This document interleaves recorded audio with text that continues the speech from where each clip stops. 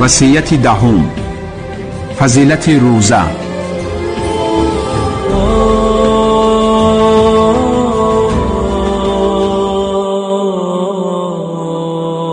از ابو امامه رضی الله تعالی عنه روایت است که گفتم: ای پیغمبری خدا، مرا به عمل امر نما که به سبب آن داخل جنت شوم.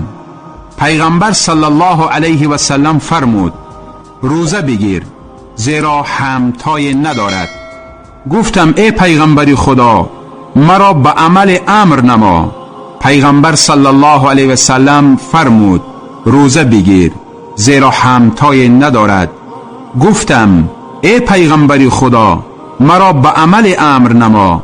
پیغمبر صلی الله علیه و سلم فرمود: روزه بگیر، زیرا مثل و مانند ندارد.